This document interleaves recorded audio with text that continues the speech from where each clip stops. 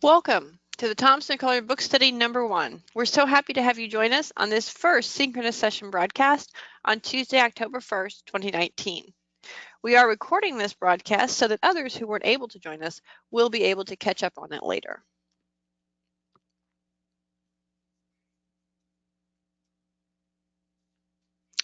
Today's agenda is coming up on the screen, and as you'll see, we're starting with a welcome and overview for everyone.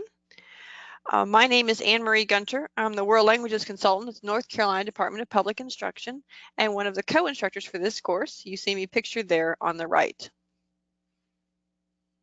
Hi, everybody. This is Ivana Manthor Anderson, one of the ESL Title III consultants and co-lead of this book study with Anne Marie and co-lead on the DLI team. Welcome. So today we're going to talk about the modules, which of course are in our Canvas course that we'll all be using. Specifically, we're going to talk about module number 1, which is the Getting Started orientation for Canvas and for our course. Module number 2, which is Getting to Know Your Colleagues, where you've been working on the visual introduction assignment. And then, of course, module number 3, which is on chapter 1 of the book, Transforming U.S. Schools. Also, after that, we'll providing time for comments and questions that we need, and then we'll do wrap up and next steps. That should take us about 90 minutes today, give or take. And so we appreciate, again, you joining us for this broadcast.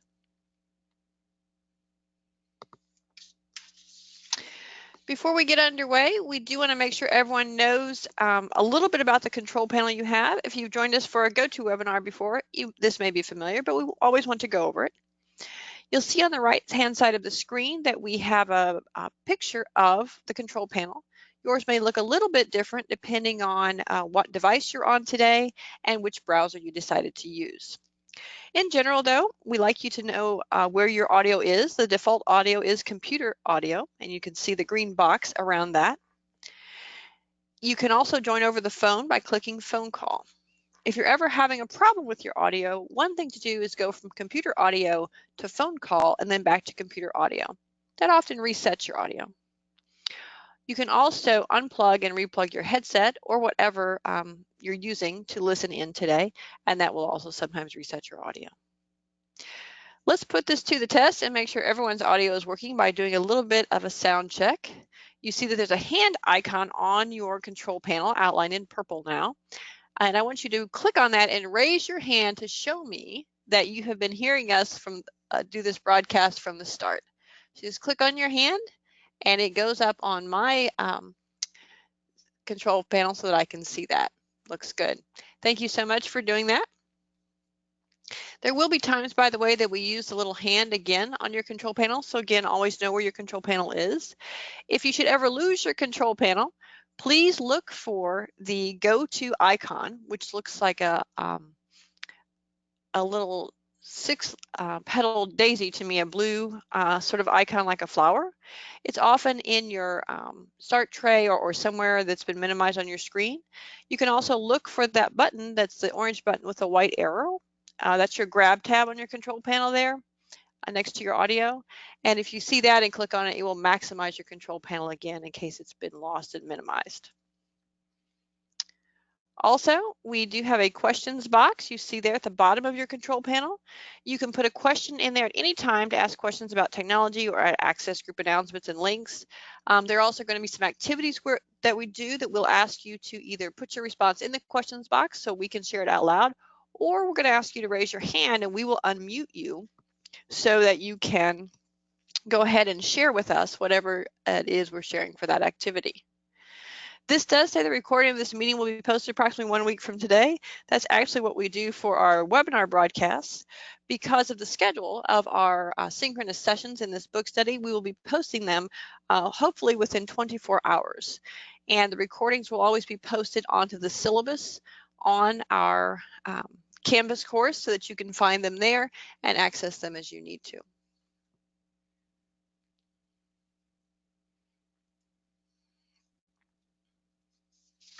All right, so let's begin today by talking a little bit about the vision for this Thomas & Collier or T&C book study. You know that we are starting with the blue book you see here, Educating English Learners for a Transformed World. But this is just the first book study. That's why it's called book study number 1. that's starting our work. So after this book study, we will also have a book study on dual language education for a transformed world, the book you see coming up on screen now, often called the Thomas and Collier Red Book. Followed by that, we'll have one on creating dual language schools for a transformed world, Administrators Speak, or the Green Book. After that, we'll have one on why dual language schooling, the Tan Book. And finally, the most recent publication from the authors of Thomas and Collier, Transforming Secondary Education, Middle and High School Dual Language Programs. And so that's our vision for the Thomas and Collier Book Study series. One thing to keep in mind is that we have spent a lot of time building a strong foundation for our book study series. And so though we are starting with the Blue Book today, we hope to roll out these book studies one per academic year as we move forward, although we'll keep you informed as to what our schedule is. And of course, we always encourage you to be involved in future book studies and encourage your colleagues to be as well.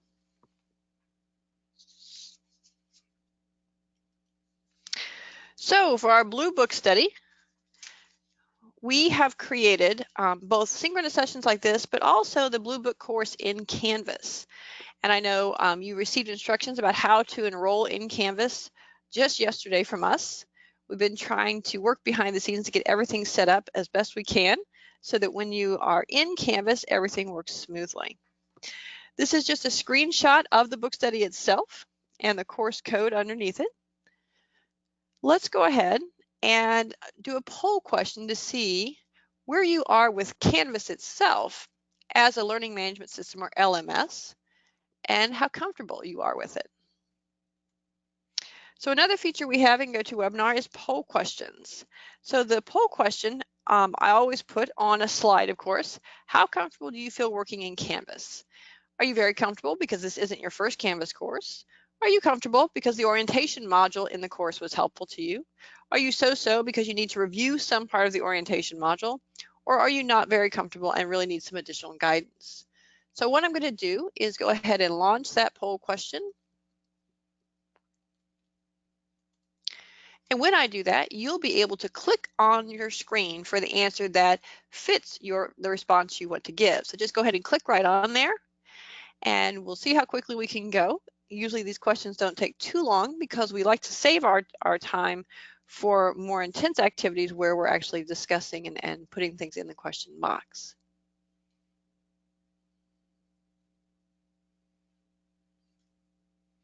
I see that over 80% of you voted. Let's go ahead and get in those last decisions in the next 10 seconds so that everyone has shared how comfortable they feel working in Canvas.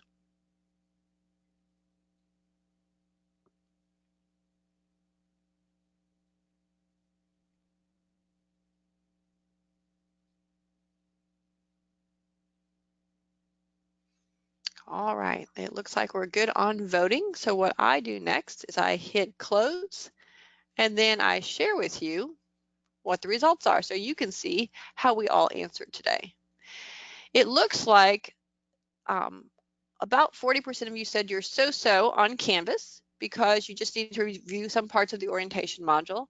And we are going to take a look at that and where it's located in the course so that you can see it. And we do encourage you to go through that carefully. Obviously, in a Canvas course, you can take all the time you need. It's at your own pace. You can repeat things if you need to. It's entirely up to you. And we do want you to become comfortable with it. About 30% of you said you are already comfortable because the orientation module was helpful. A little over 10% said you're very comfortable because it's not your first Canvas course. And then 17% of you said you're not very comfortable and you may need some additional guidance. And that's okay too. That's what we're here for, and that's one of the purposes of having Canvas as part of this book study. Let me hide those results for a moment.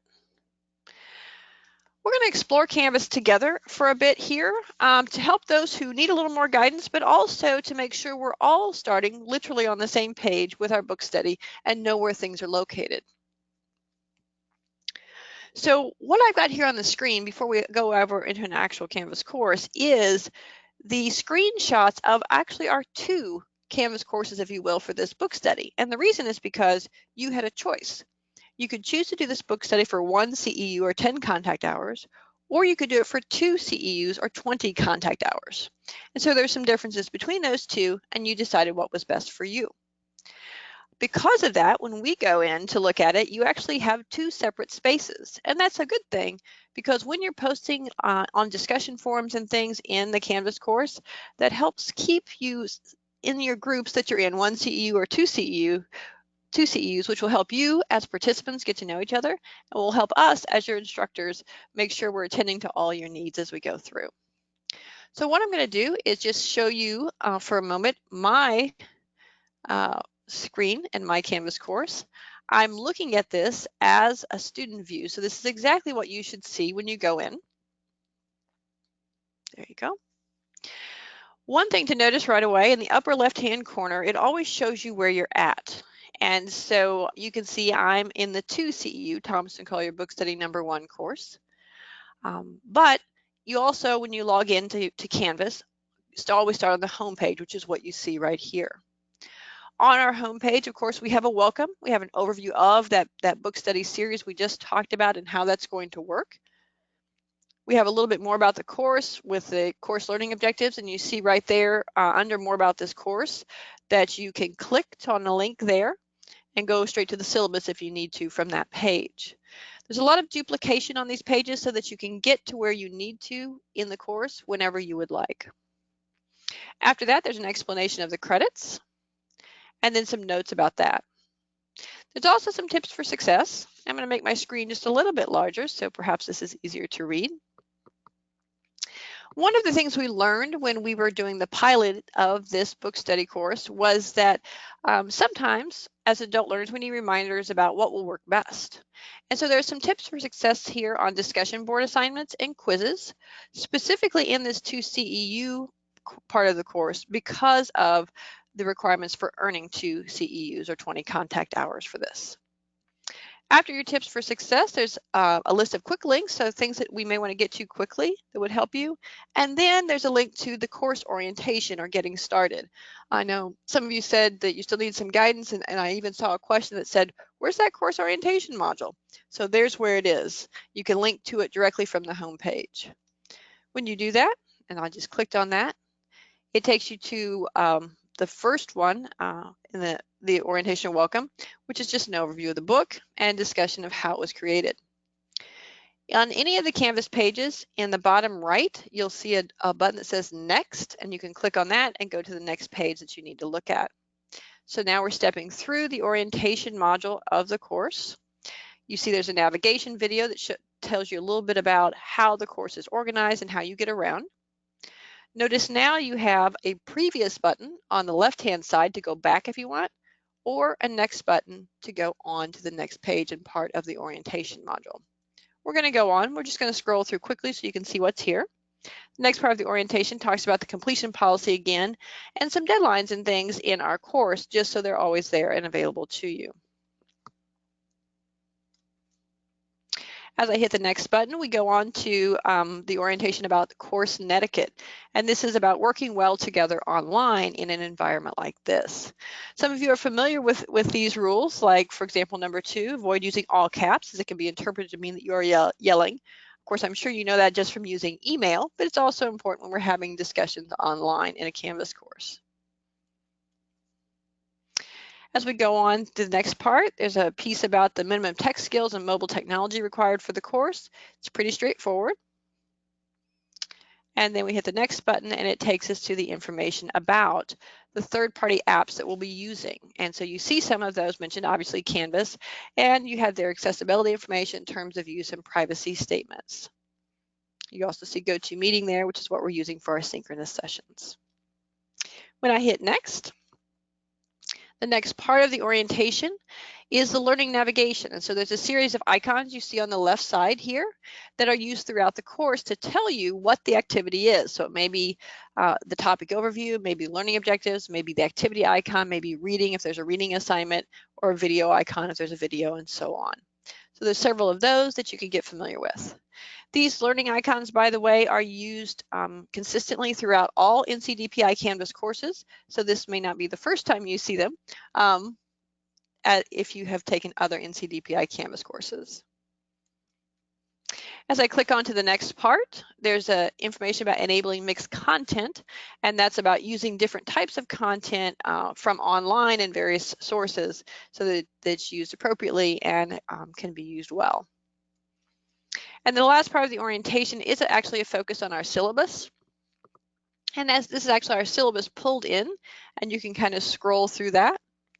But the thing you need to know probably the most right now is that on the left-hand side, always visible, you see our navigation bar. So there's home, which is where we started. Then there's a place for the syllabus, a place for modules, grades, assignments, quizzes, and so on.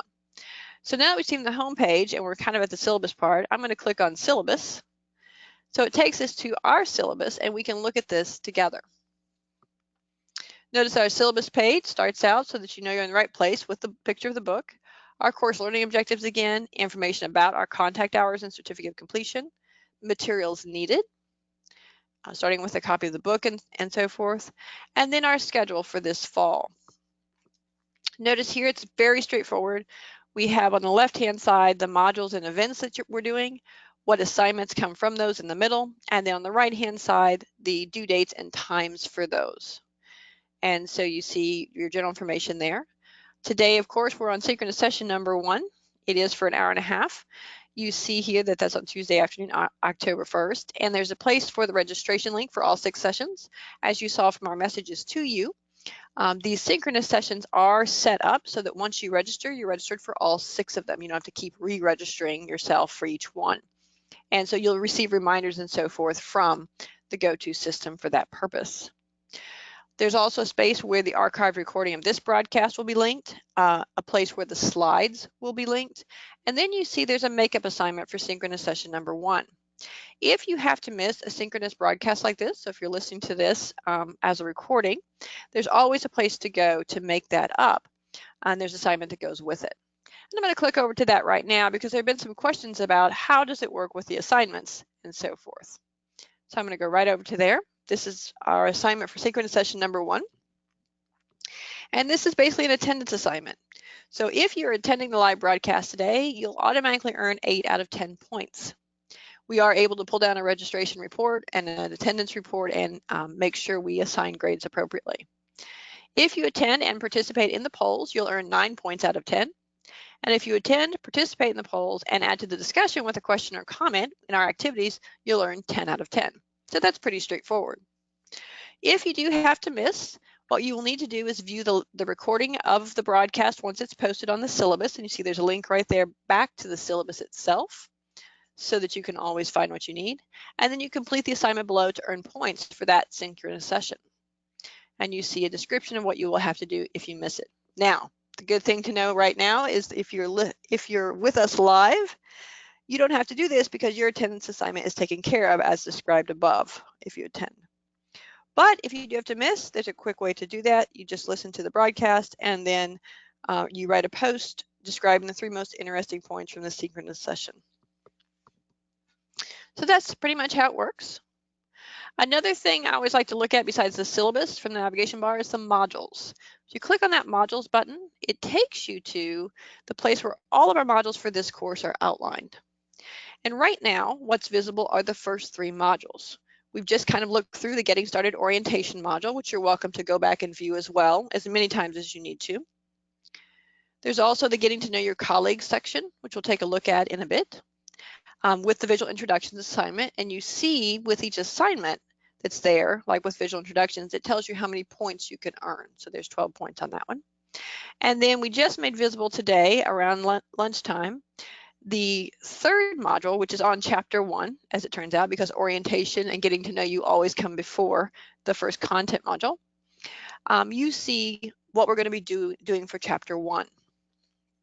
And so we start with an explanation of the module and the learning objectives. Then we go to the state and national connections, which is on our EL or English learner population. Then we take a look at state and national connections that have to do with language diversity in North Carolina. Then you have your chapter 1 reading and reflection. And then we get into pieces that may or may not be in your section. Remember, we're in the 2 CEU course.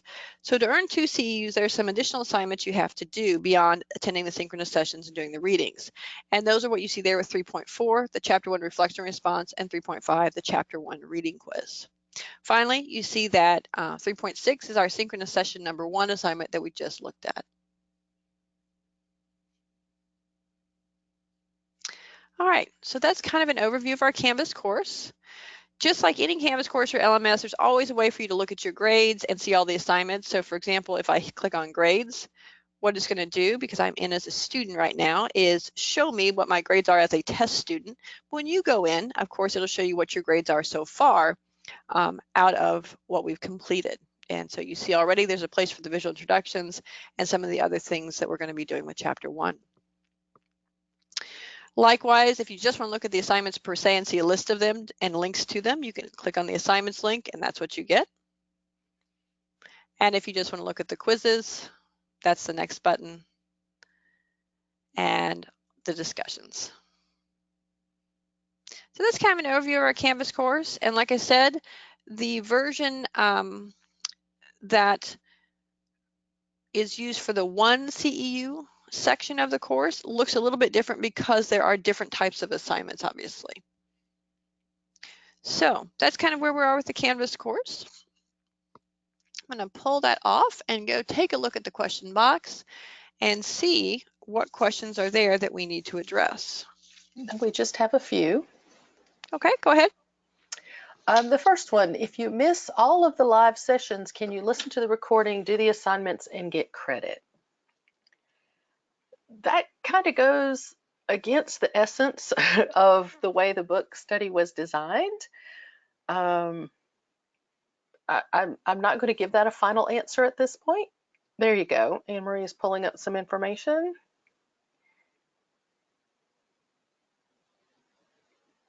Sorry, I need to unmute myself as well. As we pointed out on the course syllabus, there is always a place for you to go in order to do the makeup assignment for synchronous session number 1. And that's also the space where you'll find your grade for participating in the live broadcast. We would highly recommend that you participate in the live broadcast as best as your schedule will allow, obviously because of what Ivana said. That's the purpose of this, is to have some discussion, and that's the advantage of having an instructor-led course as opposed to just a self-paced course where you would be going through it as on your own as an individual. But that's really up to you, and I think we've tried to make the makeup assignment pretty clear if you do have to miss a synchronous session. So we certainly hope that you're able to join us, and if for some reason your schedule doesn't allow it at all, we can certainly consider additional times when we do another live version, and we also will be offering this as a self-paced course in the next year or so. The other questions that are there right now, Anne-Marie, may need to be addressed offline, but I'll let you take a look at those to see if you want to delve into those now or not. Sure, and what we have is some questions about what if the course is not showing up in Canvas. Let's talk about that for a minute. As you know, we sent instructions about how you enroll yourself in Canvas so that you can get that done, and you can link it into our statewide NESIS, North Carolina Educator Evaluation System, so that as you complete this course, the credit earning, the conduct hours and CEUs will go directly into your space as a teacher so that your supervisor and others can see what you've done, and your professional development will be documented there. As we are doing that, we know that there are some glitches along the way. So you received instructions from us about how to enroll in the Canvas course, depending on whether you wanted 1 CEU or 2 CEUs. I'm going to go ahead and pull up one of our documents that we sent out showing that information, just as a reminder to everyone on how it works. Give me just a moment to pull that up.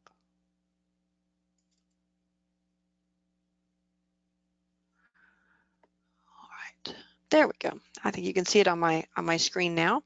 This was your how to register instructions. And so we set these up so that you can literally follow them step by step, hopefully. And we've said a couple of things. You know, you have to sign in. We even encourage you to say, you know, if you're having trouble with your browser, we encourage you to use the Firefox browser. That seems to be the one that works best with our NESIS or home-based system. And that if you have login issues, you might want to contact your local technology group, because some of the issues with Canvas for statewide have to do with connection links and so forth at the local level. But these are in general how you registered for the course. And you see there the section number, and this was for the 1 CEU group. You also see a note at the bottom of your paper about where you will log in.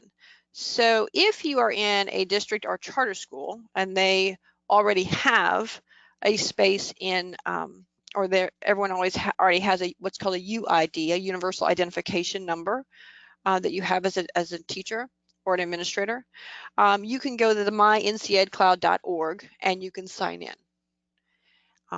If you are someone who is from a private school or higher education, there's a different one, but again, that's on your sheet, so you can always have that link and know where you need to go. I'm going to take myself out of student view for a moment and just show you kind of what mine looks like. Because once you're enrolled in Canvas and you log in, you should be able to have a dashboard like the one you see coming up on my screen. It does take a minute, sorry. I have a number of courses, and our courses are at the bottom of mine. And so you see that then under my dashboard, I have these. And my understanding is when you go into the NC Ed Cloud, that you should be able to see those under your My Courses, and it may just be a line saying which one it is, but when you click on it, it will take you to something like this in your dashboard, or at least where you can see our 1 CEU or 2 CEU Canvas course icons. That's kind of how it works. If you are outside of the, so like I said, if you're in a private school or you are in higher education, you log directly into Canvas, and that link was also on the sheet you got. You can literally print out that enrollment sheet as a reference throughout the course if you would like, and that shows you where you can log in. If you're having individual problems with that or you haven't gotten enrolled, please go ahead and try to work those out. Like I said, use Firefox browser and do some other things. Check to see if there's no local issue. And we can help you if need be. But what we are trying to do in order to better serve you is to make sure that you can enroll in a Canvas course. And I will tell you, you are one of the first groups to do this, not the absolute first group, but one of the first groups who's doing it this way. So we do know we're catching a few additional glitches. But we always encourage you, like I said, to step through those enrollments and make sure you're following the links to where you need to log in each time. Being cautious always with things like firewalls and that kind of thing, because some computers are very sensitive to that, especially when you think about logging in on different devices. And we do know some folks have struggled a bit to log in on like their iPhones and things. With Canvas, but that's a lot to ask of an iPhone or a device that small. So we encourage you always to, when you're logging into the Canvas course, to do something like that. You might want to use a laptop or something like that just for your own ease and comfort, as well as improving your chances of being able to log in and be able to see and do what you would like. So we do have a clarification question about receiving credit for the courses automatically. And I believe, based on who's asking the question, this is an NC teacher who would be registering through the NESIS system. And therefore, yes, those CEUs go directly to the district. That's right. And our understanding is the way we set up the course, and we worked very carefully with our home base and NESIS people at DPI, as well as the Canvas person at DPI, to make sure we had all the settings correct, so that in fact, when you finish the course, and earn your CEUs, that will go directly into your system so that your supervisor can see that, and that professional development is already documented. We hope there will not be any problems with that as we finish our course here in a couple of months. But again, you are one of the first groups to do that. So let's all be patient as we work through this and learn a little bit together, and know that to some degree we might be pioneers, and that's a good thing too. And we are very, very blessed to have Anne Marie as part of the leadership for this, because she has that technical knowledge that I do not bring to the table. So I thank her, and I think we all thank her for having that knowledge and walking us through this. I appreciate that, but I don't want any of you to worry now. I'm also training Ivana as we go, and she's going to be taking the lead on the technical side when we get to our next book study, the Red Book Study. So be ready for that. Okay, let's take a look, see if there are any more questions about the course or the Canvas LMS. I think some of the questions I'm seeing are very individual in nature, and again, might be working out glitches like, what if the course is not showing up in Canvas? Well, we've talked about some things you can kind of troubleshoot. Please make sure you follow the instructions and you've used the correct link on your instruction sheet to log into Canvas. All the information about getting into the course afterwards, after you've already enrolled, is at the bottom of your sheets. And so that's one of the things we did intentionally, because we know when we're learners like this, we like to have information like you see here, these last 3 lines that talk about, okay, where do I have to go to get back in when I want to? There's a reminder about always checking the syllabus page in the Canvas course and its schedule for assignments and deadlines. If there are ever any changes or anything, that's where they'll be posted. We will also be sending announcements and things out from Canvas, which will come with the title of our course. So you'll see those immediately in your email. We did not do that today because obviously not everyone is enrolled yet, but that is happening slowly but surely. Also, for our synchronous sessions, like it says here at the bottom, expect email reminders from GoToWebinar. And like I said, once you register once for our synchronous sessions, you are registered for all 6 synchronous sessions automatically. And you will get a reminder usually about 5 hours before the broadcast to make sure you have your connection information and can get to what you need. The other thing that we're doing with our synchronous sessions is that there's a follow-up email. And so after we're done and we close out our broadcast for the day, about 2 hours after we finish, you'll get an email reminding you of where everything is located, like the recording and that kind of thing if you should need it. And if you weren't able to join us, and so the system didn't record you as attending for that synchronous session, you'll get a note reminding you to take a look at the makeup assignment for that synchronous session and make sure you get that done. And I should stop and pause for a moment and say thank you to all of our participants who worked during the summer as we did a pilot of this course, because some of the things you see on that instruction sheet and you see on the syllabus are a direct result of their recommendations and things that they struggled with that we tried to make easier in this particular instructor-led offering. So we owe them a debt of gratitude for all their work, because the first version of this course, the pilot version, was not quite as organized and smooth as we hope this one will be. All right, so that's our exploration of Canvas. I'm looking. It looks like we've answered most of the questions. So Ivana, are we good to go on? Yes, I think so. And if people are still having difficulties, as it says on the bottom of that page, we suggest that you check with your technology people at work, and also check back with us. We'll do what we can to help. All right. Great. All right, so moving on for our overview. Our next question is, do you have the Blue Book? And you can say, yes, I already owned a copy. Yes, I borrowed one. Yes, mine arrived in the mail. Thanks so much for that. No, but I understand it's on the way in the mail. Or what book? So we'll go ahead and launch that poll question, and you let us know, do you have the Blue Book?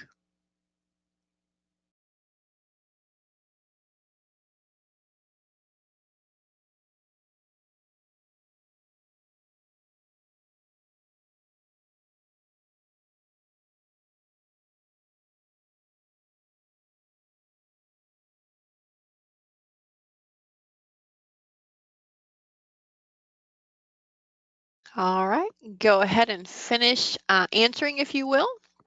Almost everyone has put in a response. I see that we have 37 people on the line today, which is fantastic. All right, thank you for voting. And it looks like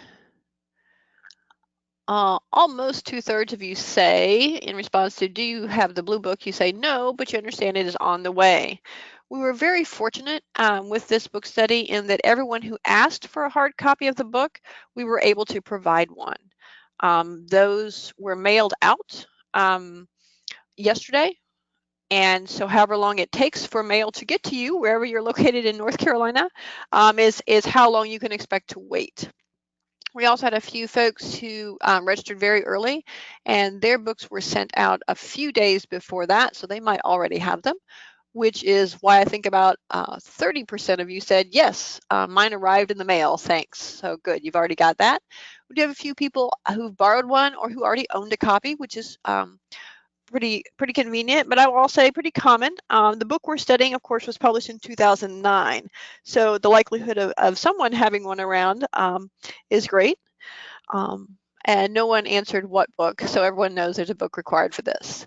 One thing to keep in mind, because I've had some questions about this already, is that this is now your book when you receive it. So once we're done with the book study, we encourage you to keep it as part of your professional library. We encourage you to continue using it, maybe lending it to a colleague if they decide to do the self-paced version of the book study, or sharing it in professional development in some way that you do locally. So that is yours to keep.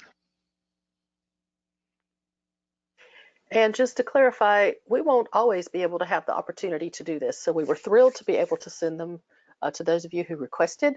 And, in an ideal world, they would have arrived already. So we appreciate your patience and your interest in receiving that book. But I think you'll be able to find that you can fully participate in today's webinar, even if you have not received the book. And I do see someone questioning about where did we request the book. That was on the registration form. And for all of these book studies, if we do have copies of the book that we can share, we will definitely always put on the registration form where you're also choosing things like, do you want 1 CEU or 2 CEUs? So that information will always be there if we can provide that kind of resource.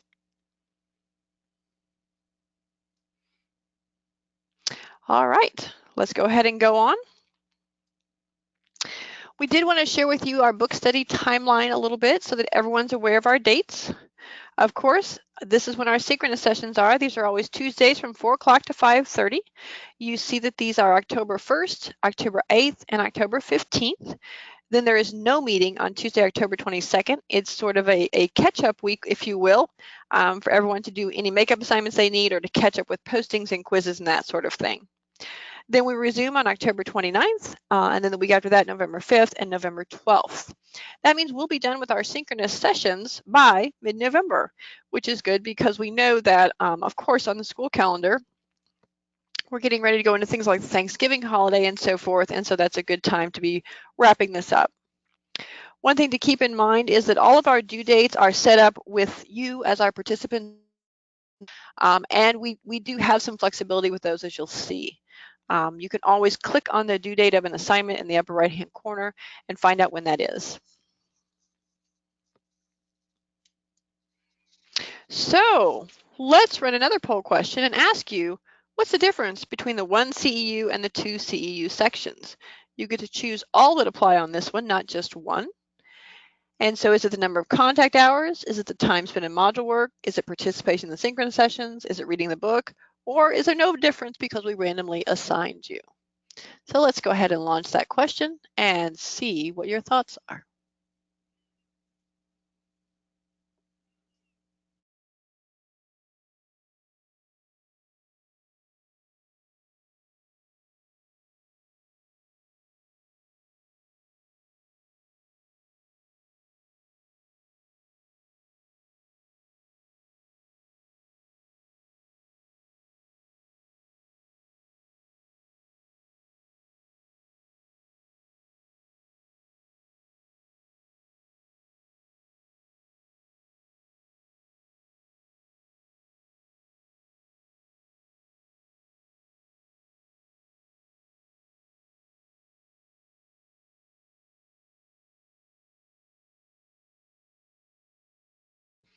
All right, let's finish up, make our last decisions and put them in as responses. Remember, participation in the polls during the broadcast counts as part of your attendance assignment for the synchronous session.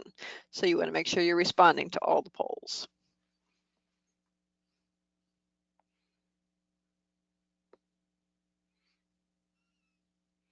All right, looks like everybody's voted who's going to. So we're going to close that, share out the results. And I'm pleased to note that no one said the difference between the two sections, 1 CEU and 2 CEU, is that there's no difference because you're randomly assigned. We would never randomly assign you. We had you choose on the registration form which one you wanted to do. Let's go ahead, keep our results in mind as we move on to the next slide where the differences are explained.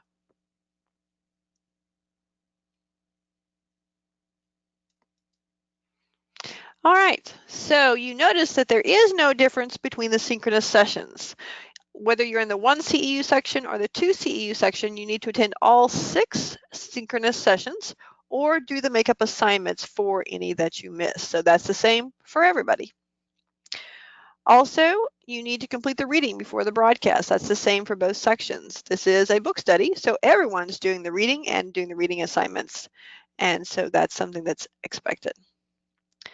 Also, everyone is expected to participate in the synchronous discussion. As we said, whether you're participating live and getting attendance points and participation points for that assignment, or if you're doing the makeup assignment, we want you to participate in that synchronous discussion.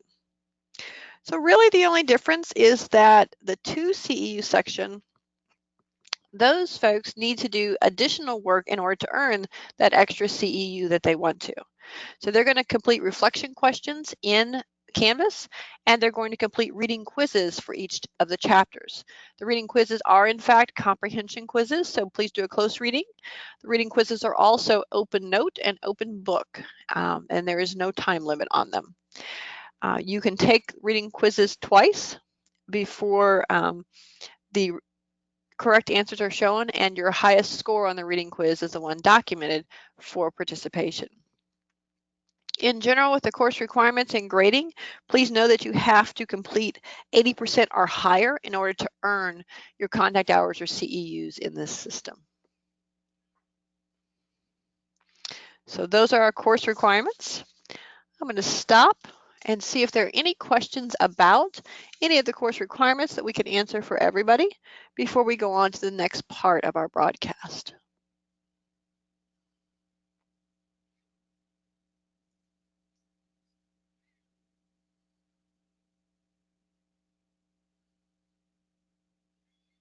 All right, I don't see any questions about the actual course or what you need to do for 1 CEUs or 2 CEUs. I see a couple individual requests to resend the email with the enrollment instructions, and we can certainly do that for you, not a problem. So with that, I'm going to go ahead and move on to the next section and turn it over to Ivana. So for me, this is the exciting part, getting to know you. Who are you and why did you sign up for this course? Now, right now, there are 41 of us online, including Anne-Marie and myself. So we don't want to take a long time introducing ourselves, telling who we are and where we're from, but we do want to know your name, what your LEA is or your charter, and what your role is there, and then share with us why you signed up with this course. Now, there are 2 ways that you can do that. One is by raising your hand and we can unmute you. The other is by typing in the question box. You will have the opportunity, as Anne-Marie showed you earlier, to give us more information about you via the assignment where you get to share a video or a poster telling us all about you and where you're from. So I see already that some people are starting to type into the question box, and let me get my attendee list open, and I see a hand up. Hopefully it's because Rachel Hall really wants to be unmuted. So Rachel, I'm going to unmute you. Hi Rachel, can you hear me? Yes, I can. Great. Please introduce yourself and tell us why you joined the course. My name is Rachel Hall, and I teach at Polk County High School in Western North Carolina, and I'm enrolled in the course to learn more about how to help ESL students. I currently teach English as a second language and Spanish at Polk County High School. All right, so English as a second language and Spanish. And if you'll put that hand down, otherwise I might forget that I called you, and I'll call on you again. I see that Giovanna has her hand up. I'm going to unmute you, Giovanna. Hi, can you hear me? Thank you. Hello, can you hear me? Yes. My name is Giovanna Concepcion. I work for Sampson County Schools, and I joined the course because we have a large population of English language learners. Most of them speak Spanish, and I just want to explore other alternatives to see if there's a way to convince our superintendent to look another way besides inclusion or pull out. Thank you. Okay, gathering information and looking at ways to advocate and to talk to leadership. Fantastic. And if you'll put that hand back down. I am also going to go to the question box for just a moment. I see that Liz from Beaufort County Schools has shared with us that she's a high school ESL teacher. And Liz, we'd like for you to add, why have you joined us for this course? That may have shown up a little bit later, but I don't see it in that first part. We also have Chris Whipple, who's from a charter school and is an EC teacher there. So Chris as well, if you can add some more information about why you're interested in taking this course. Let's see if we have some other hands up while people continue to type. Marcella, I'm going to unmute you. Can you hear me, Marcella? Hello. Hello, there you are. Please introduce yourself. My name is Marcela Granda. Uh-oh, we lost you. I think you muted yourself again, Marcella. Okay, can you hear me There now? you are. Yes. Okay, like I was saying, my name is Marcela Granda. I work for Chapel Hill Carborough City Schools at our Spanish immersion school of program.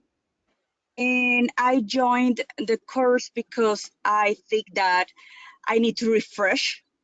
I need a refresher on second language learning.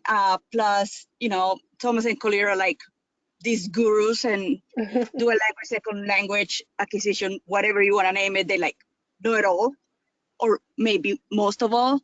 And I want to, you know, polish my skills for teaching dual language and English language learners. Fantastic. Thank you for sharing. Anytime. Great. I'm going to mute you back, and if you'll put your hand down. Lots of people are typing in. We seem to have a quiet group today. I'm going to go to Carmen and unmute you. Carmen, it looks like you're self-muted. Can you hear me? Good There you go. afternoon. Hi. Carmen, you want to introduce yourself?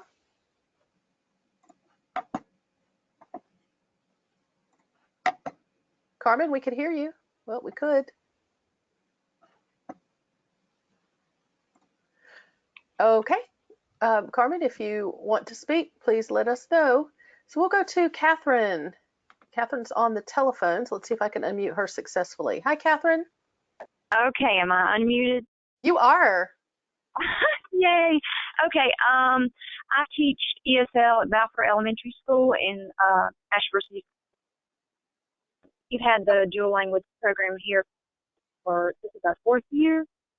And as ESL, I go in and serve those students, and it's just been fascinating to me to see how, well, I mean, I knew it would be that way, but just to see it happen, how their language develops, how they learn to read in Spanish, and how quickly that can connect over, those skills transfer to English.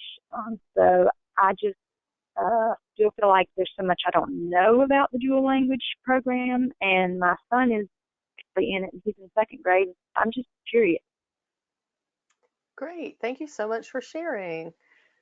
I'm going to Sure.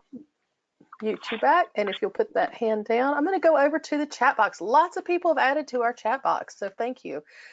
Nicole Swanson is as an NCVPS French teacher, and she writes, I love book studies and of course needed CEUs for my certificate. So absolutely, those CEUs are important, and these are exciting, hopefully for you all as much as it is for me, exciting CEUs to be earning. Let's see, this is a continuation, it looks like, from one of the earlier ones from Elizabeth. Taught EFL overseas for a bazillion years. Just wanted to know how to improve my teaching now that I've returned to the US.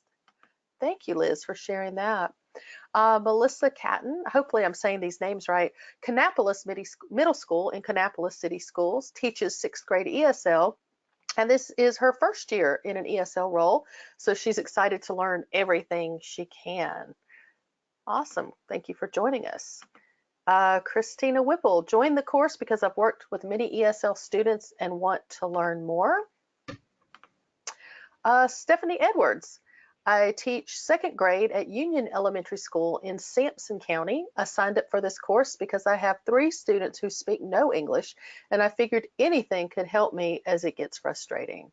So looking at part of this book study, definitely looking at different models for teaching English learners, and this will hopefully be an opportunity for you to build some relationships with other people in the study as well. I'm going to pop back over to a hand I see raised with Amanda. Hi, Amanda, you're unmuted. Can you hear me, Amanda?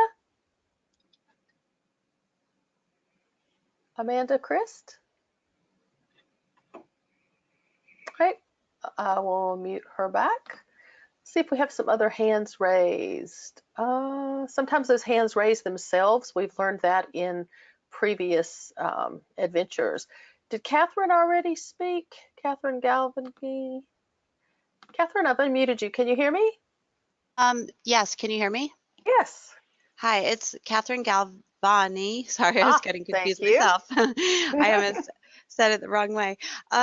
And I teach ESL in Henderson County Public Schools. I teach K through 5 at Sugarloaf Elementary. It's my 3rd year in Henderson County. I've been teaching for over 20 years, a lot of French language, lots of different levels. I did have an experience in Charlotte Mecklenburg schools teaching 3rd grade French immersion at a dual language school that's no longer there. Well, it became a Spanish immersion.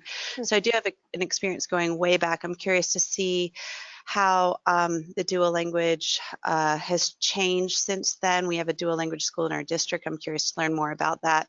And basically, I'm looking at ways that I can include biliteracy strategies for EL success with my students that I reach every day. That's it. Thanks. All right. Thank you so much. I'm going to put you back on mute. Thank you. So lots of different reasons that people are joining this book study. Sweta, I see your hand is up. I'm going to unmute you. At least I'm going to try. There we go. Can you hear me, Sweta? Hello. Hello. Hi. Hey. Hi. How are you all doing? Hi, everyone. Hi. I'm Shweta Aluwalia. I'm the ESL teacher at Reaching All Minds Academy Charter School in Durham, North Carolina. And I'm always excited to actually learn new courses and, like especially about books, which would obviously give me more knowledge about professional, best practices and what is expanding in language learning. But it's absolutely pertinent to my current context because I am teaching kindergarten through 8th grade. And right now I have about 5 to 6 absolutely brand new students from different parts of Central America, even South America. So I'm actually equipping myself with the best tools and strategies to find ways, methods, and means to, obviously help them learn in my current classroom. And I believe that dual language immersion and using a second language and the first language together actually helps to learn, and make comprehensibility occur in the classroom. And I absolutely believe that this is the book that I should be reading at this moment. So I'm very excited and I want to expand myself and meet the student needs even more. All right. Thank you so much. I love the energy and the excitement that we're hearing from all of you. I've got to make sure I'm remembering to mute people. There we go, back. So I'm going to do a little bit of reading here since a lot of you are being shy today.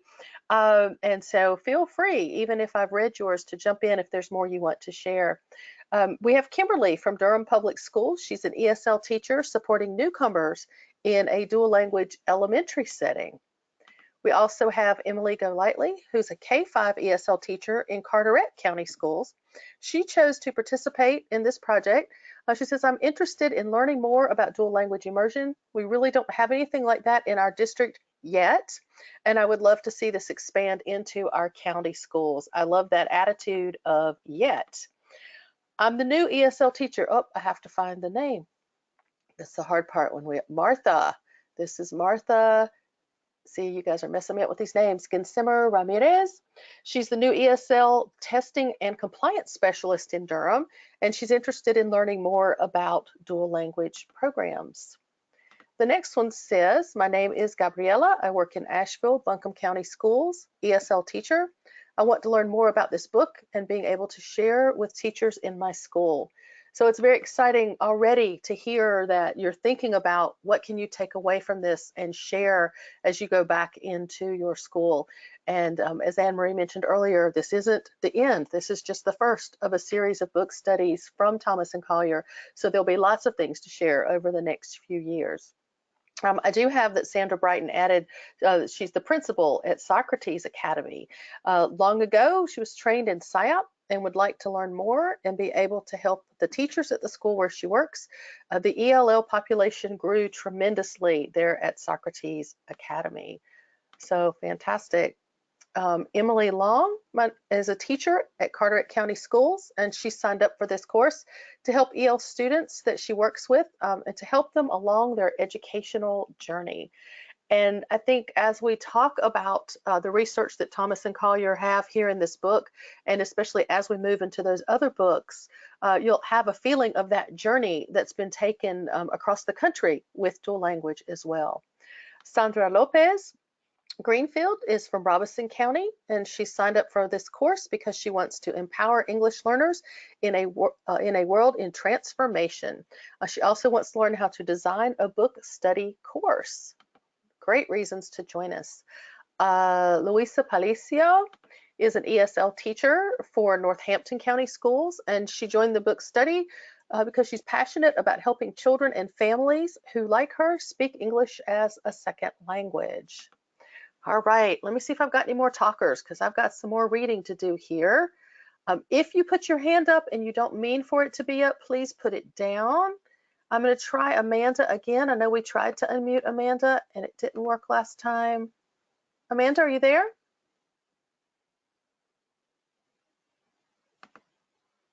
All right, Amanda's not going to work. I see Carmen with a hand up. Carmen, let's see if you mean to have that hand up. Carmen, you look like you're self-muted. And if I've called on you before, like I said, if that hand's up, I might not remember. Carmen, you're self-muted. Are you able to speak? All right. Let's scroll on down. Catherine, we already spoke to. Marcella, I think I unmuted before. Maybe I'm wrong. All right, let's read a little bit more. I may have to call on Anne Marie to help me read some of these. Claire says, I'm an ESL teacher at Southwest Elementary in Durham Public Schools. We have a lot of Durhamites tonight, and studied at GMU where Collier taught and studied her books in the past. Loved them. Well, Claire, we look forward to hearing some words of wisdom that you may have learned from the guru herself as we go along. Emily Lewis from Orange County Schools is an ELD facilitator. She said, I enrolled in this course to explore more service models for ELs, especially DL, since we have a new program here in our district. It's a great opportunity to expand information. Oh, we have another charter school. Kenneth Lesher from Casa Esperanza Montessori. He is the reading and writing interventionist. Our school is a dual language K-8 school. This is my first time ever working in this type of learning environment. Well, welcome. Thank you so much.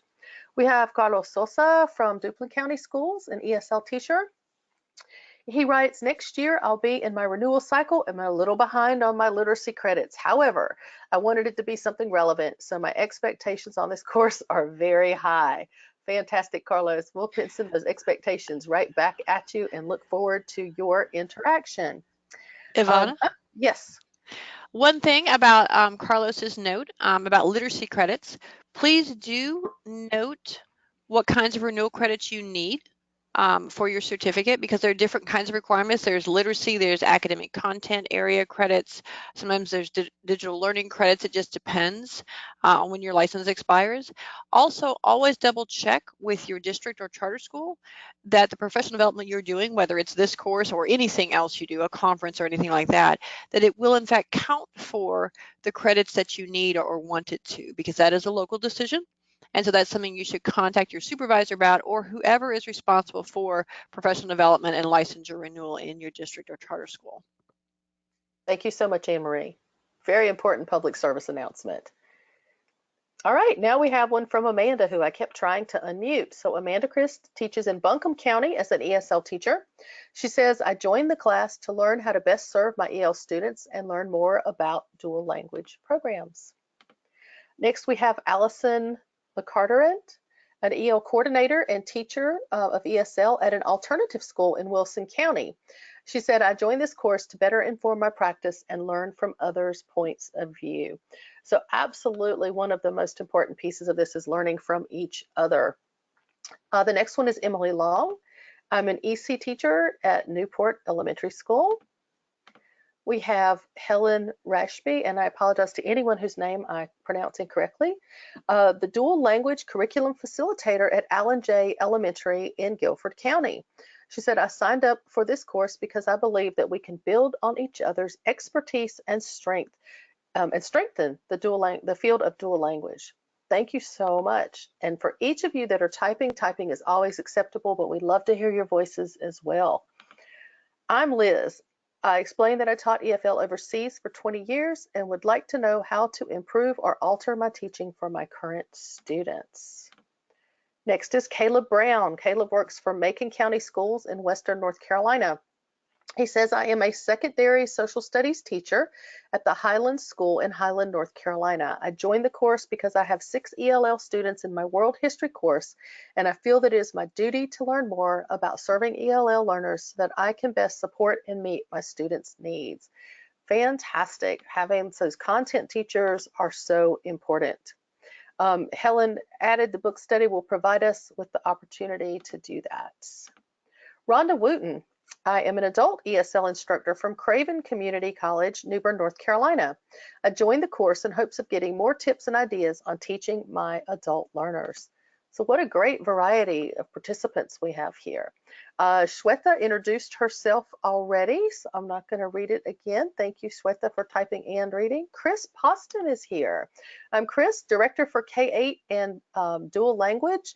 Excited about learning how we can support our students and teachers with instructional strategies to impact their language acquisition and oracy. And that is from Chatham County. My name is Chung-Hee Curry. I am a Japanese teacher at the North Carolina Virtual Public Schools, and I'm also an ESL student and very interested in becoming an ESL teacher. Wonderful opportunities for us to get to know each other and so many different reasons for coming together. Just a few more. My name is Catherine Roberto. I work with Durham Public Schools at Southwest Elementary. Newly appointed the dual language coordinator and here to learn and absorb all I can. Miguel Iglesias, I come from Spain, currently working in Cumberland County Schools as a music teacher. However, I have the Spanish K-12 license and I'm working on getting the ESL license. We have a large and growing population of ESL students. Therefore, I'm interested in this course to find out better ways to address EL needs. Wonderful. Veronica taught foreign languages, ESL and abroad, taught French, Spanish. Oh, I also taught French, Spanish, and Spanish, French in an immersion school. So I'm now working with exchange and international students, so trying to create a program of English for them. So when we talk about dual language immersion, it's not always English something. So that was a great example of French and Spanish. Jesus Centeno from Clinton City Schools, Sampson County, 23 years teaching EFL and ESL in an elementary setting. Amazed how technology is facilitating the book study. Let's hope it works, right? I love it, even though I'm a bit nervous. Please don't be nervous. And again, we like to give you guys options of ways to communicate. And we hope as the book study comes on along, more and more of you will feel comfortable unmuting and be able to share your voice with us in that way as well. Carmen added, just want to learn the latest techniques to empower the babies I serve. And then there's the question, is there a way that we can direct a question to another student if there's something in their self-intro that intrigues you? So Go And ahead. that's actually a good segue back into our Canvas course, because Yes. in fact, because we're doing visual introductions, I mean, we're just doing some quick introductions here, but in our Canvas sections, the first assignment, of course, is a visual introduction. And that's where you either do a one-pager or a 2-minute video, whichever you prefer, and introduce yourself and go in a little bit more detail. When you post that assignment, because it's a discussion forum, you will be able to reply to each other. And so just like on any social media forum, like Facebook and some of those that I know many of us are familiar with, you can go and reply to someone's post, and you can connect with them if you want to ask them further questions, or if you want to comment on the things you have in common, or maybe the fact that you're, both teaching the same age of students or in the same area of the state. So you could always comment to them on the visual introductions about something that intrigues you about their introduction. Mhm. And so we hope that just the little bit you've heard from each other so far tonight will encourage you and help you think about the things you are going to want to make sure you share in that visual introduction. So thank you to each of you. I don't see any other hands up at the moment of anyone who wants to be unmuted to actually introduce themselves. But we felt it was important to take some time in this first broadcast before we get into answering questions and discussing some of the materials to get a feel for who you are, where you're from, and why you're here. And I'm fascinated at the broad range of people we have from across the state, of the variety of different roles, and especially the variety of reasons that people are here for this book study. And for those of you that are taking the 2 CEU version of the course, you'll have the opportunity to really dig into all of that even more in those reflection responses. So we can move on. And Marie, I guess we should introduce ourselves, the important stuff. I'll introduce myself and then turn it back over to Anne-Marie for the next part. But my name is Ivana Manthor Anderson. I'm one of the 3 ESL Title III consultants at NCDPI, and I am one of the co-leads for the DLI team at NCDPI with Dr. Anne-Marie Gunter. And my experience has sort of a wide range from overseas to the United States. Came out of Charlotte-Mecklenburg schools, focusing on PSYOP before I came to the state, and have the opportunity to take the ECU Dual Language Immersion Administrator course series, which helped me to dig even deeper into DLI and how it functions around the state. I got to visit a number of your schools, some of you I know from visits, and just have a love for languages, for ESL. I speak a little Chinese, a little Korean, and a little Spanish, and I say a little because when I'm not there, I lose so much. But I am just thrilled to get to be co-lead with Dr. Gunter and look forward to learning more about each of you. And she gave me away. I am Dr. Anne-Marie Gunter now, as of just a few months ago. I defended my dissertation at North Carolina State University, and my topic was actually, why do districts decide to start a DLI program? Because I was very intrigued by that. I've been in my position at the state, and I am the K-12 World Languages Consultant for the state at Department of Public Instruction. I've been here almost 12 years exactly. Prior to that, I was a K-20 French and English teacher. I also have my ESL certification and background, but I spent the majority of my time teaching French and English language arts at the secondary level, as well as community college level and teaching adult students. So I love what I do now, which is professional development with teachers. And so one of the reasons I'm very interested in this book study is because I want to see how we can use something like Canvas and GoTo in a blended way to make professional development happen in a way that works for teachers all across the state. I think it's a powerful way to do professional development, and so I'm intrigued that way. But I'm also wanting to learn more about English learners as they certainly are in dual language immersion or DLI programs, but also as they're in other world language programs. Some of you mentioned, for example, being certified world language teachers, and I'm sure you've had the experience of students in your classroom who were native speakers of the language you were teaching to them. So the heritage language courses or native speaker courses are also part of our world language standards, along with the DLI proficiency outcomes for the DLI program language. And so that's why I'm here, and I am, just like Ivana, looking forward to getting to know each of you better as we learn together in this course. So knowing that we're just getting started and some of you don't have the book yet and may not have dug into the modules yet either, we'll go on to the next slides. Comments and questions is the next slide, and there's nothing in there yet, but we want to do a poll question to get us started talking about some of the things that are highlighted in chapter 1 of the book. So our objective 1 deals with defining linguistically diverse students. So I'm going to ask Anne-Marie to launch that poll for you. Can you define who linguistically diverse students are and identify their characteristics?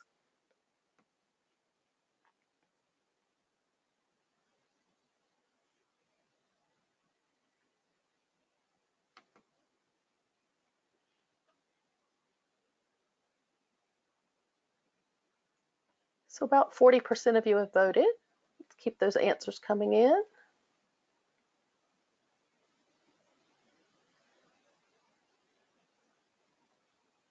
I can tell some of you are thinking about this before you commit to an answer.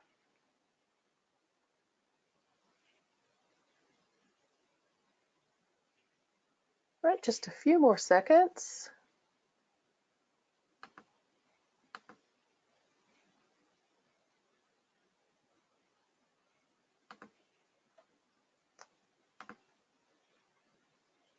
And so let's look at that poll.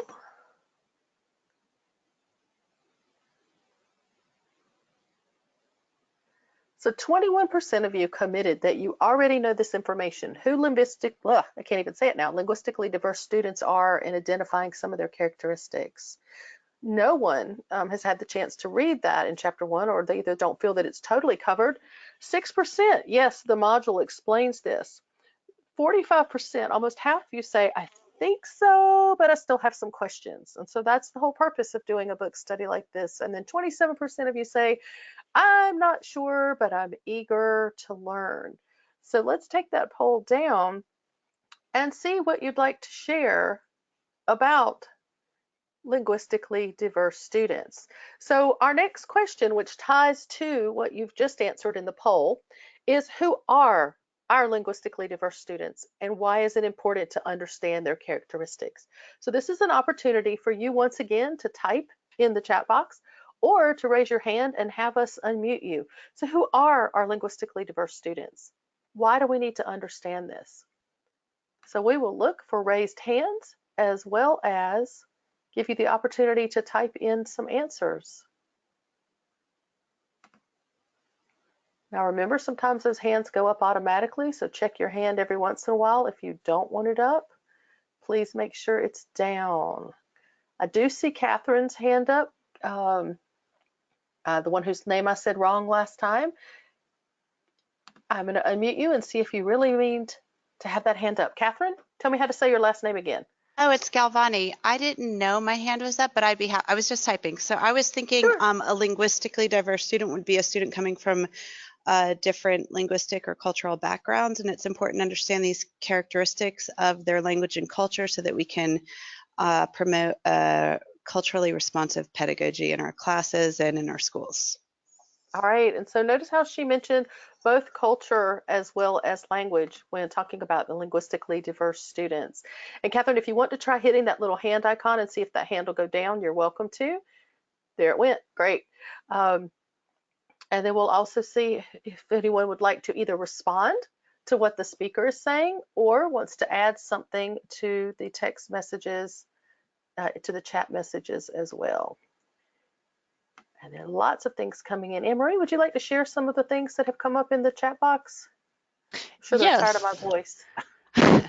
And we've got people who are saying very similar things. So I'll just call out who's sharing. A couple of you, Martha, for example, says the linguistically diverse students are those who speak languages other than English.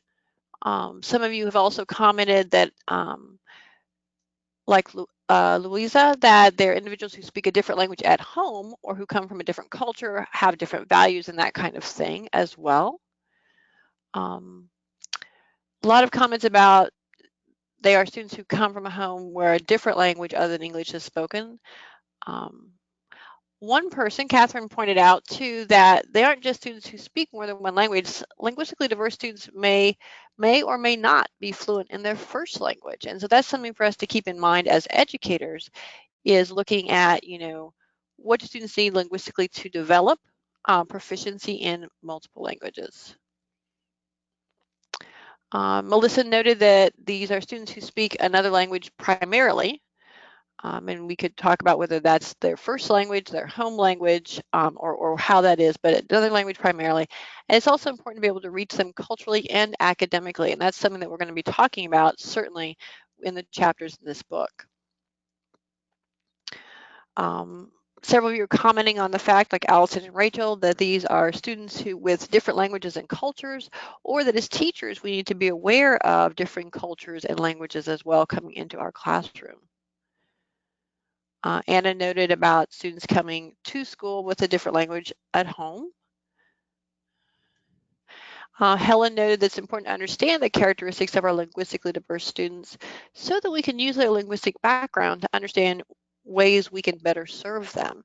And that's important too, because we want to make sure we're serving the individual and academic and other needs of our students in our classrooms. So thank you so much for sharing that. We've got a lot of sort of variations on that theme. And we'll look forward to you sharing that also in discussion forum posts and other areas. So there was also one from Elizabeth who says, in addition to the culture and language, it's important to understand the psychology, and she's speaking from a high school perspective, of entering our culture and the stress that that puts on the students. And so that ties back to the why that several of you hit on, is that one of the reasons it's so important to understand the characteristics of linguistically diverse students is to be able to serve or meet those needs. And we know that there are a variety of characteristics, and so those needs will vary. Someone had mentioned that a student might not even be fluent in their native language, and so they may be coming without a true first language at all. And so those needs are going to vary, and so the why will vary as well. So give it just a second. Does anyone else want to add to the why part of that question? Many of you focused on the who, or what is a linguistically diverse student. Any other thoughts on the why? And while we're thinking about it, I want to notice there's some interesting comments that have come up that probably go into the why. Veronique noted that, linguistically diverse means other languages and other cultures, obviously, but can you also consider a student who comes from, let's say, Scotland or Wales as an English speaker as linguistically diverse and having linguistic differences? Very interesting question. And we also have someone here that's looking at the concept of being literate or illiterate and having attended school or not attended school. That this particular Ingrid has students from Guatemala that are literate when they come into the school and have not attended schools in their home countries for years. So again, the what varies greatly, therefore the why will as well, and to be culturally sensitive. And then someone's speaking about, Catherine is speaking about students who are LD and the needs that we have to meet them. Great. Shall we go on to the next question?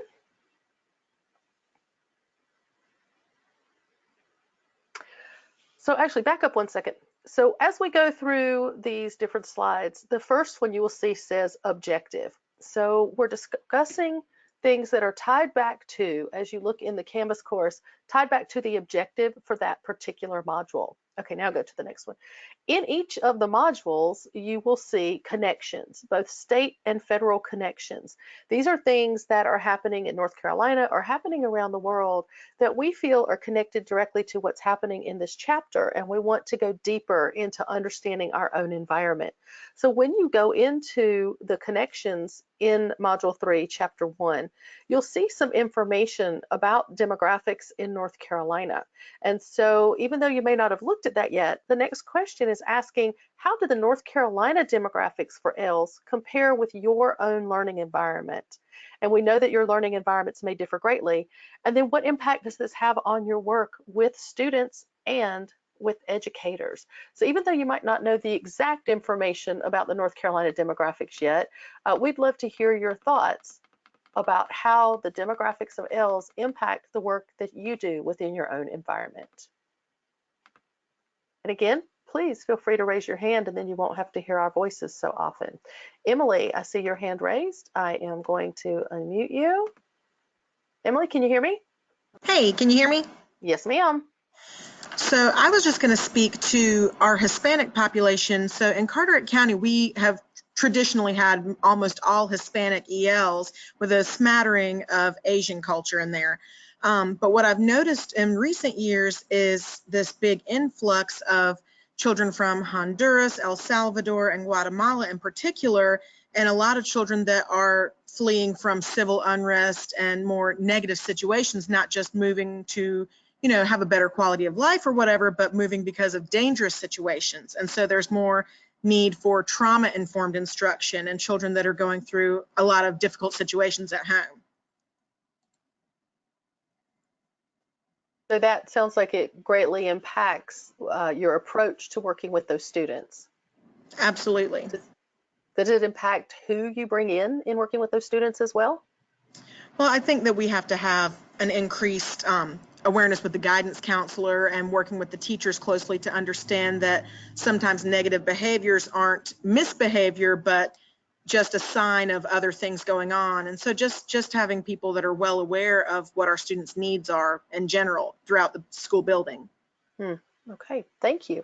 I'm going to mute you back. So awareness as well as staffing involvement and the approach to education. Great. Anne-Marie, you want to read a few? Sure. Ingrid said, it's important to understand where students come from and how their literacy will need a different approach when trying to teach them. It makes it very hard for them to go to history and science at the high school levels. They feel anxious and nervous to attend certain classes. We also have Carlos sharing that Duplin County is an agricultural county, so the influx of immigrant students is huge, particularly from Guatemala. Another reason he sees is that more commonly is the fact that most of these kids are coming and they're running away from violence of some kind. And so the numbers are growing, and sometimes the schools and districts don't know how to address that issue. That's certainly a good point to bring up, especially as we think about social emotional learning, which has been a real focus of all educational conversation lately to help students. I see a few more hands up. Sandra, I'm going to unmute you. Sandra Brighton. Can you hear me, Sandra? You're self-muted, so we can't hear you. All right, can you hear me are. now? Yes. Okay, sorry, I'm using my phone, so it's a little bit different than when I was on my computer. So my experience, just speaking from my own personal experience, when I was teaching years ago, it was a very Hispanic EL population. And teaching to a student who was an English language learner, it was because they were speaking Spanish. And so a lot of the teachers felt that it was easier to teach because a lot of teachers knew Spanish and English. Whereas then later on in my personal years in North Carolina, I had a student from Korea who was part of a parachute generation coming over with aunts and uncles who had never been in an American English speaking country, and then spoke zero English. And so I had to adapt my PSYOP learning to think, wow, this is actually a language I can't even speak. Like I know nothing about his language, which changed the way that I worked with students and just learning how learning about intonations and accents. And even within our classroom of 19 students who all spoke English, we all spoke different English. When you were talking about the Wales and the Scotland, and what if they speak English and it's just a different accent. So that has definitely impacted my learning as an educator and the way in which I teach, in that it really has to be everywhere at all times. It's not this small little pullout that's going to happen for 15 minutes and poof, it's a miraculous, they learned, yay. It's a full immersion in your classroom all day long. And so that's something that I've learned. And now with the school where I am, we have 22 languages from our EL students. So it's not that easy. So that's all. I just wanted to talk about the demographics in North Carolina. Thank you. So yes, and when you go into the chapter, I'm going to put you on mute. When you go into the chapter or into the module and you look at those connections and the actual demographics in North Carolina, you can see the great diversity. We often think of just Spanish speakers. I'm keeping an eye on the time, and I just want to note we spent a little bit longer on introductions and getting accustomed to Canvas, which we needed to do based on the poll question at the beginning.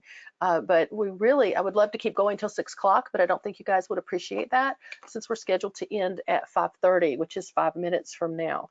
So what I would like to do, if Anne Marie agrees, is for us to go ahead and look at the other questions that we were going to discuss tonight, because these questions are all part of the modules you'll be looking at, and those of you doing the 2 CEUs, these questions will help prepare you to think how you might want to answer your reflection questions. And I want us to have just time at the very end to do our last poll and then to wrap up. Anne Marie, are you good with that? That sounds great. And we do, by the way, don't worry, we are seeing all of your comments in the question box. So what you're sharing is not being lost at all, even though we're going to have to move along a little bit more quickly. We do see all your comments, and we will share those out in different ways throughout the course. Absolutely. So you saw that the first question was about the objectives for the module and the chapter. This question's about the connections. And again, each module will have a connections section.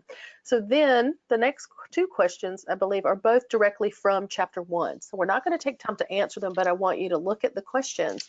So directly in chapter 1, the authors state that the students whose first language is not English are the fastest growing demographic group in public schools across the United States, and that schools are dramatically undereducating this group. So I'm sure if we had time, we could have some heated discussion. Do you agree or disagree with this, and why or why not? And if you just can't stand it and you want to type in the chat box, go ahead and do that. But you'll be thinking about that as you read that chapter and as you go through the module. The next question that we had for tonight is also from chapter 1. How has linguistic diversity transformed the United States or North Carolina schools? Some of you began answering that already, but as you read the chapter and as you're thinking, we want you to think even deeper. Think about the legislation. What legislation has come into play? How has the population grown or changed? How has the diversity changed? What is the length of time to achieve English fluency? So all of those different things to think about as you're reading through that chapter. Some of you are really already well aware of the legislation that's involved. Some of you may have never really thought much about it before, but the chapter will give you a chance to dig into that and other pieces of information that play into the whole puzzle of educating our diverse English learners. And the next one. So then going into your thoughts and your questions, we hope each broadcast will have an opportunity where we've posed some questions. We have flexibility within those questions to go down rabbit trails and to go whatever direction the group wants to do. But then we hope to have the opportunity to purposefully stop and say, you know, what questions do you have? What are some things you want to share with the group that we might not have touched on yet? Because we really want to make sure that your voice is being heard. And the next slide. So we want to wrap up with a poll question. This being our first synchronous session, you can answer, choose as many of these as you'd like. How did you feel? Did this make you feel part of a group exploring together, encourage you to dig deeper? We didn't talk much about data, but maybe it helped you think about data. Did it excite you? Did it generate insightful discussion? So if you'll open that poll.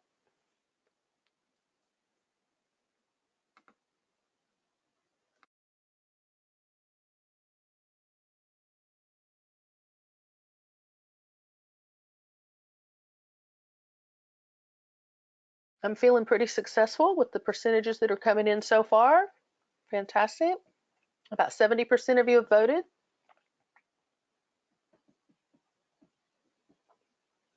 We'll give it about 10 more seconds.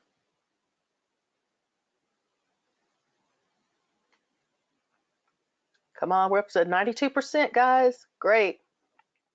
About 5 more seconds and then we can close out and take a look at your results.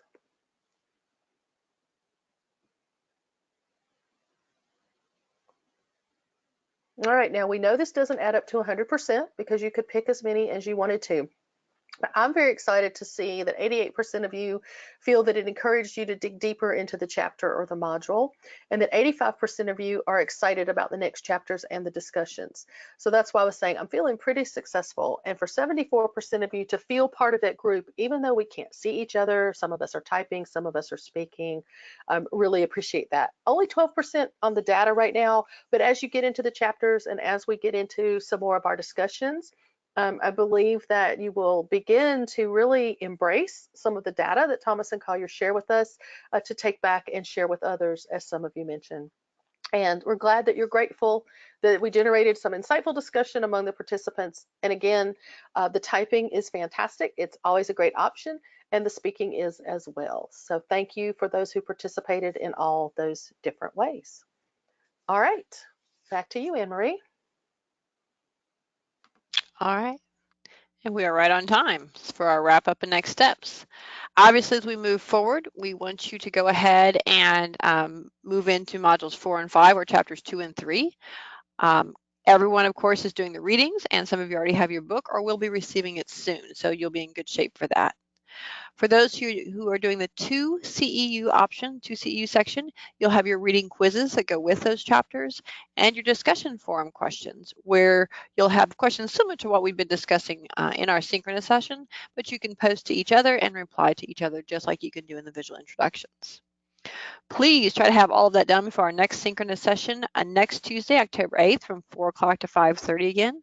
And we are, as always, your DLI team co-leads and co-instructors. You see our names and our email addresses. We do like it if you send us a question or something like that, that you copy both of us. That way we both know what's happening with you and can better serve you. I'm going to leave that slide up for a moment as we start to close out. And I'm going to look for some last minute questions that we may need to answer. Catherine is asking a couple questions about how much time is there to get through the modules and what is the expected time limit to plan ahead. To those kinds of questions, I always say go and look at your syllabus in the Canvas course, because the deadlines are there. Obviously, there is some flexibility and so forth, but we want you to look at that, because it's not necessarily 1 week equals 1 chapter or anything like that. We've got it spaced out, again, according to what we heard from our pilot group about how the pacing should go. But we also want to respect you as an individual. We know you're very busy as an educator. And so that timeline has been created to hopefully help you keep moving forward at the pace you can. And there is even a little bit of time to catch up, as we may need to at certain points in the course. So check that syllabus for those deadlines and to think about your pacing.